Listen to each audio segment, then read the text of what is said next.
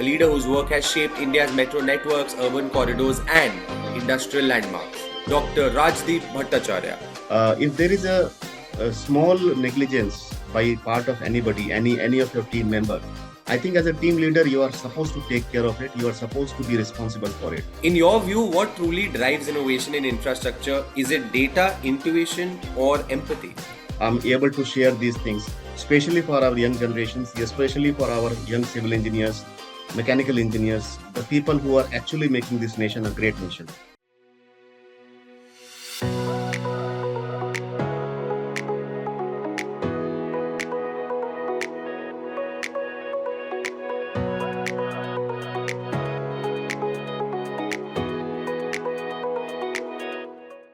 Hello, everyone, and welcome back to FaceTime with Leaders, powered by Directors Institute World Council of Directors. I'm your host, Tanay All, and today we're diving into a world that literally builds the world around us. From tunnels deep below our cities to skylines that redefine urban living.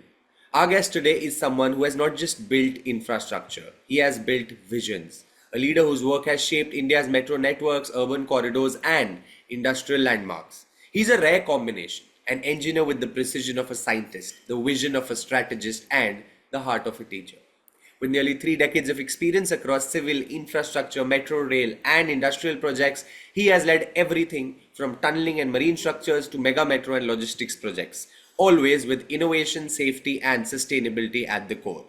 Currently, he serves as the Chief Project Officer at Leap India Foods and Logistics Limited, Hyderabad, steering complex pan-India projects while driving business growth and engineering excellence. Please join me in welcoming Dr. Rajdeep Bhattacharya, MIOD, a leader who proves that great infrastructure is not just built with concrete, but with a lot of character. Sir, it's a pleasure to have you with us today. How are you? I'm great, Tanay. Thank you so much for your extra elaborated introduction of mine, and I'm so thankful to you, so kind of you, and I'm so thankful to all the audiences who are there with us today. And I'm so fortunate, and it's a privilege for me to be here with you today, wherein I am able to showcase and brief or share my experiences with you. So it's a great moment for me. Thank you so much. Thank you so much. Most welcome, sir, and it's a privilege for us as well. Sir, Thank we you. would love to start by knowing a bit more about your journey, in your own words. Maybe one or two defining moments that shaped you, a challenge that tested you, and a decision you look back on with pride. Definitely. Tanay, it all started way back during 1996, around 30 years from now. And when I was a young engineer, always have a passion of civil engineering structures and those skyscrapers. And, that was the time when the civil engineering was taking shape. The extraordinary buildings, extraordinary structures, and the infrastructure, the bridges. Those were the days when all these, new creations were starting. So I was always passionate about it. Now, when I started my career as a civil engineer, the first thing which was required to be done was to have the complete idea of this industry, how it works. So that was one of the things which drove me. Now, during this journey of 30 years, there are a lot of things which has been realized by me. There are a lot of learnings which has come on the way during this last period, during the exposure of the civil engineering and construction industry. And when we end up the journey now after 30 years, now when I look back, I see that I have gathered so much of things, especially to be shared with all our young engineers, young boys and girls who will be our future for tomorrow's world. They will be creating our nation. The only thing which I have learned in those 30 years, I would just summarize into small. The three important things which I have learned is number one, the passion must be at the top of your head. I mean, you should always be passionate about your works. That is number one. Number two, which I have learned, is that you should never stop learning, even at this age of after 30 years. I think learning is something which never ends. This is the third and most important thing. And the second thing, the third thing which I wanted to share is that whenever you are working as a civil engineer, you should always be proud of being a person who is actually creating the nation, because what you do is actually you are creating your nation, because you are adding value to your nation. So the third and the most important thing, never compromise on the quality part of your job. So I mean, whatever you deliver, it has to be the best quality. So I think these are the three things. Small briefing of my career of 30 years. As you rightly said, I have worked for different structures. I am blessed by God to work in offshore, onshore, buildings, metros, railways, highways, underground, over the ground, at grade, and whatnot. And I have also been blessed by the God to work with all the stakeholders. When we work with a contractor, the way of working is different. When you work with a consultant, your thought process is different. When you work with an owner, with a client, you look at it in a different way. So these are all the things which I have been blessed with. So after this 30 years of journey, I think these are all the learnings, all the additions, all the privileges which I have received. And today it's a very, very great moment for me. So I'm able to share these things, especially for our young generations, especially for our young civil engineers, mechanical engineers, the people who are actually making this nation a great nation. That's how Yeah, it is, yeah, Tanay. I think very well said. And especially in today's digital era, we often forget who are the ones who make the real True. things out there, you know. Everything is Exactly. not on the computer. So Exactly. that's truly very well said. True. Sir, you've managed some of India's most complex metro and infrastructure projects from the Pune Underground Metro to the Nagpur Elevated Corridor. Can you tell us about a moment when things almost didn't go as planned and how you turned it around? I tell you one very important, lesson which I have learned in my career is that if there is a small negligence by part of anybody, any of your team member, I think as a team leader you are supposed to take care of it. You are supposed to be responsible for it because this is something the leader is meant to be. So during our construction of Delhi Metro, we were having construction of one of the metro elevated viaducts, and this was earlier in 2013 and 14, and we were having this launching operations. During the launching operations, there were certain shortfalls in our mechanical parts of the launcher, and there were risks. I would actually term them as a risks, which if was not avoided, that could have caused a lot of harm to us. But somehow, during our regular inspection, when me and my team member, we were just going through the complete checkup of this because as a leader, I'm not supposed to get into the nitty-gritty of the things. But as I said, when you are driven by your passion, you are actually getting into it all the time. So one fine morning, something happened, and I said, okay, let's go and have a look on this complete giant, start from the start to end. And then we observed something which was actually not supposed to be. And today I think that if that moment was not there, and that defect on that heavy launcher which is working on around 40 45 feet height, and there are so many of people, if there was a small lack of kind of observation or kind of realization of that those kind of defects, I think it's very, very important. So that was the morning when I understood one thing: even if you are a leader, sometimes you must have a full confidence on your team leader, but it is always better to have a double check, especially on urban infrastructure, because in urban infrastructure, when you are working, you are not working in a green field, you are not working in isolation, you are working with people around, and you owe that responsibility. So this was one of the very big learning in terms of the safety of the people, safety of our culture, safety of our the resources. I think this was the biggest learning for me. And now also, even now, I always go into the random nitty gritty of the subject, and most of the time, you will definitely find something which needs your attention. So I think Very this is true. one of the things I just wanted to share here because this is very valuable. Yeah, and nothing above safety. Yes. So that's how it is. Yeah. So you've been part of projects where engineering met innovation head on, like TBM tunneling, digital project management, and AI based risk control. In your view, what truly drives innovation in infrastructure? Is it data, intuition, or empathy? See, when you talk about infrastructure projects, the infrastructure projects mainly need three important things. Number one, your vision should be clear. You should know what you're going to do. And number second thing, most important thing, you should know what and where are you doing this job, and how do you want to, behave your project to be. I mean, how you want your project to be.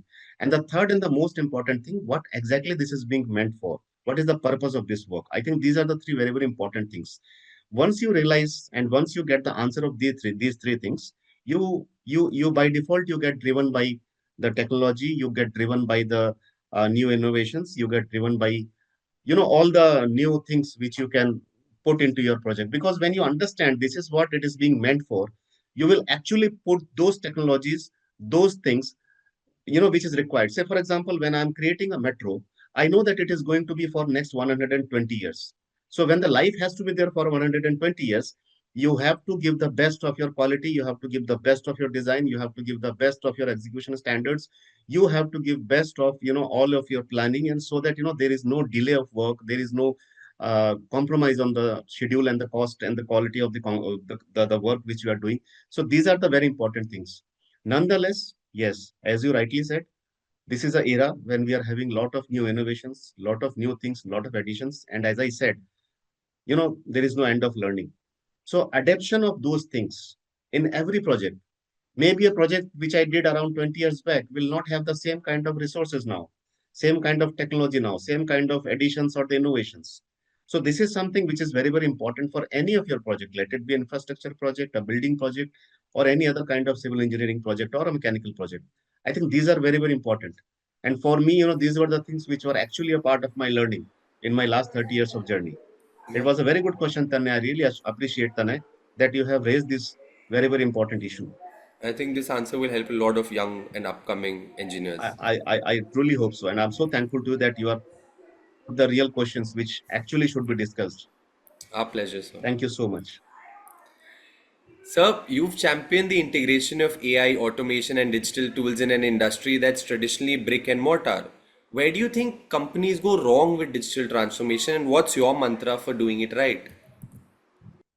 See, especially construction is an industry which is mainly depending upon the physical activities and the manpower, the force, and other things. But when we put AI into place, now the advantage of AI is that we are automating a lot of our activities. Like we are automating our alerts, we are automating our cost alerts, we are automating our progress alerts, we are automating our milestone alerts, we are automating our client alerts. There are a lot of alerts which we are setting. In older days, when we didn't have the advantage of AI, we did not have the advantage of uh, Primavera or other softwares for our construction activities. Those were the days when everything was being done manually. So those were the days when even a contract of 30 crores or 40 crores used to be called as a mega project. But now when we work on a mega project, a true definition of a mega project is something which is 5,000 crore plus. So when you are going to complete this invoicing of 5,000 crores in the typical period of 2.5 to 3 years, you need to have tabs of all your fingers. I mean, you have to be on active. You have to be on the toes. And you can only be on the toes when you have the actual data, the real-time monitoring available in front of you in terms of a dashboard. And here the AI comes, which has actually helped us. We have integrated our planning tools with our execution milestones. We have integrated our costing with our baselines. We have integrated our work packages with our baseline. We have integrated whatnot. I mean, everything is now integrated. So, me as a team leader now, today I feel privileged that I have born in an era wherein I have started working with a 1 second theodolite, which used to be an outdated instrument as on today, and right away, I have come across the journey to a point wherein the AI has come into the picture. So these are the integrations and the artificial intelligence, which has actually given a high boost to our construction industry. And trust me that I'm telling you, in the days to come, AI will actually drive the construction planning, construction scheduling, and the construction costing part. It's going to be. Otherwise, you won't be able to control these mega projects. A project of 5,000 crores or 10,000 crore, you need to have a co-pilot with you. So I 100%. think this is a great Yeah. advantage and a privilege we have now. And I think projects today are probably also getting more complex. So hence the even more need of, digital valid Exactly, security, exactly. calculations, whatever. You Right? take a case of BIM, the building information modeling. Yeah. Without BIM, you cannot integrate. See, when you work for a project which is, say, for example, you are working on an underground tunnel. Now, Yeah. this underground tunnel will have n number of entities. They will have signaling. I'm talking about a tunnel for metro. It will Correct. have signaling. It will have the track work. It will have the associated activities. It will have the electrical things. It will have civil activities. It will have the uh, different entities into the civil engineering activities also. It will have curves, it will have vertical alignments, horizontal curves, and Everything. whatnot. And everything, all these things, if BIM is not there, you're not in a position to integrate them. You're not in a position to create that actual model. Yeah. Because once you do the actual job on the ground, BIM will facilitate to you to see the actual thing, how it looks, how the product looks. how the integration will be done. So, these are all the great advantage we have now. And this makes civil engineering more interesting Yeah. because you're not only working, you're visualizing. You're visualizing your tunnel that, okay, this is the tunnel which I'll create by tomorrow. So, it drives your passion. It creates more fire within you. It creates a lot of passion inside you. And accordingly, you will push your team, and, the teamwork comes because it integrates all the individuals, not the departments. It integrates all the individuals. So I feel really excited with these technologies, and I'm fortunate enough. I repeat this again and again. Thankful to God and good people like you, who has always blessed us to be in this era wherein we are taking advantage of this technology and the innovations. Yeah. Yeah, Okay, sir. Now time for a very own rapid fire round. A few quick questions, and all I request you are please, quick answers. please. Okay. So here it goes. What's the first thing you do when you wake up? First thing when I wake up, I convey my gratitude to God that I woke up alive. Lovely. If you weren't an engineer, what would you be doing right now? I would have been an IAS or IPS because I love to be in the administrative services. Okay. One Bengali dish you can never say no to. Ah, that is sweets. I can never say no to Rasgulla. What's your guilty pleasure after a long day at site? Netflix, long drive, or LinkedIn scrolling? I really love LinkedIn scrolling because when I get into the LinkedIn, there is so much to learn in LinkedIn. It Yeah, it makes your day complete. yeah. You're stuck in Pune traffic. What one song would you be listening to? I would typically I'm a person who will always go spiritual whenever I get time to. So whenever there is a traffic jam, I will either run any kind of a spiritual song. Yeah, Especially I keep on visiting different temples and all our goddesses. So I would follow them. Any one of the song. lovely. When was the last time you laughed so hard that you cried, and do you remember why? Last time I laughed so high was when a moment. I mean, when in 2011 my father was not keeping well, and somehow things were not going well. But then suddenly he improved, and the doctor told me that he is out of the danger and everything is fine. Unfortunately, he is not with me today. But in 2011, when I came to know this news about him, that was the first time I was feeling so happy and I was laughing like like a madman. And that was although a very very emotional moment for me, but I think that was the biggest joy and the joyful moment at that point of time because he came back with us, and after that there were 5 more years we lived happily. Lovely. If your younger self met you today, what would he say? Would have said, maintain your health more because I think this is something which nowadays the young generation is very very cautious about. So Yeah, I would have started my gyms and all those things, although I'm taking care of my health now, because at the end of the day this is the platform on which you are working. So yeah, I would recommend everybody to take care of their health. And yes, if I was young today, I would have definitely gone to a gym. Not today. Today I take care of my yoga and my morning walk and all those things. yeah. And finally, if your life were a movie, what title would it be? Ah, this is a very tricky question. The title would be, becoming a jewel from a scratch. Lovely. When you gather experience, when you gather knowledge, you're bound to become a jewel. Yeah.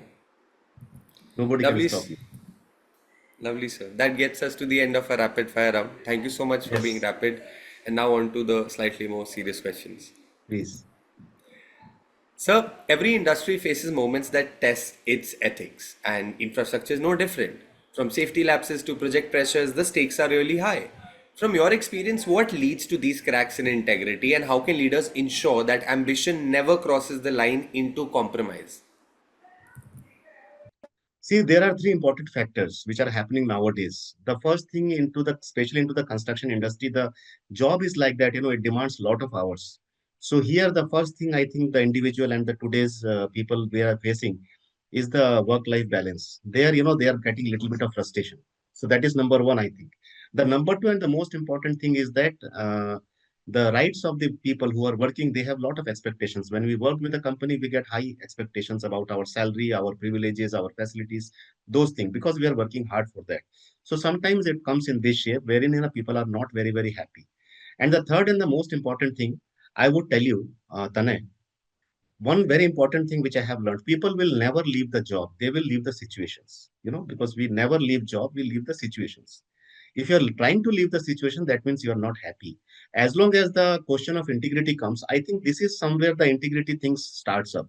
See, there are different kind of characters in the world. There are different kind of things, there's different kind of characters. Everybody is having a different kind of nature.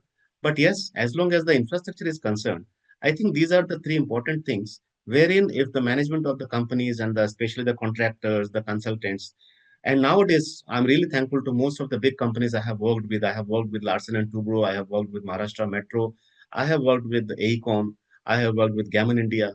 So these are the companies, who go by their integrity and who go by their ethics and principles. So I think these are the things which will definitely create a comfortable platform for any individual like me to work with full integrity. I'm not saying that this is the only way or this is the only reason for compromising with the integrity, but yes, it has to be there. Irrespective of my situation, the integrity has to be there. But yes, in today's environment, people are highly monitored at a highest level. So I think integrity is more nowadays as compared to our older generations in our professional life, in our corporate life. And it is, I think, the most important part any individual should practice throughout his career. At the very core, that's most Exactly. important. It Right. has to be. There is no option. 100%. So, you're now associated with Directors Institute World Council of Directors. We would love to know what drew you to join the institute and how does it align with your vision as a leader? Tanay, you must be knowing I am a good author also. I love writing sometimes. In my off days, I keep writing. I have written a couple of books and I am planning to, publish them also. One of my book is already published. See, there was a concept from me, and the title of the book is what I have thought is From Sites to Boardrooms. So, for a civil engineer who started as a trainee engineer and ending up at boardrooms, I think this is the journey which completes his complete passion of being a civil engineer. So, when we talk about the boardrooms, the passion into the boardrooms is only because when you work at site, you only work the things. You never know how the policies are created, how the policies are formed, how the policies are complied, how the policies are looked at, and how these policies will govern our future projects and the future, the corporate world. I think, and my passion was to be in the boardroom as a qualified director, to understand these basics of being a director, and that is how it drove me to the boardrooms and the membership of the Institute of Directors. Apart from that, recently I have also taken the membership of director of institute, the Directors Institute, which has a certification from the Oxford University in terms of being a competent international director. So these are all the additions, as I said, part of never-ending learning. So this is nothing but going on, and by guided by all the love from all of you and by blessings of God, I look forward that I will be in a more yeah, challenging position, wherein I can contribute more and more. Rather than a site engineer from the boardroom, I can contribute to the multiple projects with good compliances, good policies, and good kind of quality formations which will ensure quality construction and dedication for our nation. So this is how I think you can do it from your boardroom area. One more thing, as I said, you had asked me if I was not a civil engineer. I said I would have become an administrative servant. But even if I'm not an administrative servant, but as a civil engineer, I think from a boardroom, I am really able to contribute to my nation by formulating these policies, by driving our you know our corporate world of construction and by driving our economy. That's how I look at it. That's lovely, sir. Lovely to Thank you hear so much. somebody have that purer point of view. And thank you so much for making time out for us because your story from your early engineering days to shaping India's urban boundaries to leading some of India's most complex infrastructure projects to now driving growth and the vision you have, it truly shows that, legacy is built and isn't handed over. It's something that you work on through your life. What I personally Very loved true. about today's absolutely, sir. I loved about today's discussion how you made leadership sound so human, not just about blueprints or business, but about resilience, empathy, and like you said, integrity. So lovely to have you on the show today, sir. Thank you, Tanay. It was so nice of you, and I'm really appreciating you, your efforts, and your good questions, your sharp, vision to look at the things and the way you are going ahead. And I really wish you all the best for your future days. God bless you. Thank you so much. Pleasure meeting you. Thank you so much. Likewise, sir. Thank you so much. To all viewers today, this has been FaceTime with Leaders, powered by Directors Institute World Council of Directors, and I was your host, Tanayol. Until next time, stay curious, stay grounded, and as Dr. Bhattacharya reminded us today, build with purpose and lead with integrity. Thank you so much.